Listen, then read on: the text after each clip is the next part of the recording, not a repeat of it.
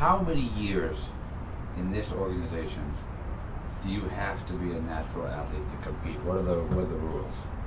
As far as the criteria, is there's a fine line. Everybody says there's a 7 year. You have to be 7 years drug free. Now, I can tell you now, have I seen guys come and go that aren't 7 years drug free? Hell yes. I mean that's people have taken. I'm not gonna sit here and tell you I haven't. Back in 98, 99, I took pro hormones. It was called back then. It was by Ergo Farm. It was called 1AD, and I did that for a month. And was it legal back then? Yeah, it was legal. It was legal. You can get it anywhere. Is it legal now? No, it's not legal anymore. So I did that for a month. I didn't like the effects of it. It didn't help me really too much. My strength went up. My size didn't go up, but my strength went up. I got more results taking creatine than anything. But back then the big thing was EAS, the phosphagen HP, and that's what really I was into. But being 7 years drug free, that's kind of like it's very, very, very difficult, because you have people that say, oh, I have 7 years drug free. Well, that's why certain organizations give you polygraph. Now, the only thing is with the polygraph is, you can do a 5-10 minute polygraph test. I'll flip my middle finger to that. I mean, because it's not and you can talk to anybody that's a real, person that does a polygraph.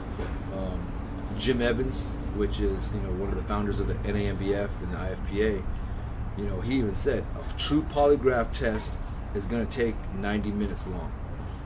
Anything less than that, it's not a true polygraph test. And people pass. I mean, people pass all the time. When they only do a 10-minute or 30-minute polygraph test. Not too many people pass when they do an hour-and-a-half polygraph test. So, it's in the INBA. They say it's a 7 year drug free. It is. We have in the INBA. I do know they have a category that's called Forever Natural. And I do that one. They do sometimes. They do a polygraph. Sometimes they don't. But to me, there's no other kind of testing than if you do water testing. Some people are going to disagree with the water testing, but to me, that's water testing is the best. It's a sports performance enhancement laboratory, and that's if you go to Quest, if you go to Redwood Toxicology, then you're sitting there. That's just like if I go to Walmart and get a job and they say I'm gonna go drug test you. Fine. Where am I going? Quest Laboratories. It's a basic job screening laboratory. And if you go to a water lab, they're looking for sports performance enhancement. Any kind of drugs or any kind of supplements that you're taking.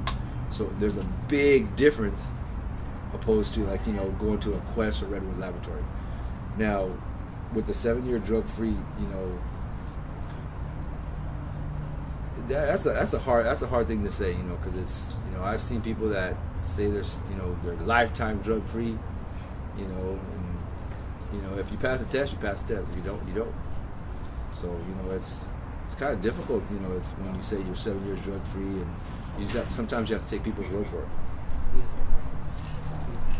Now, going back in time,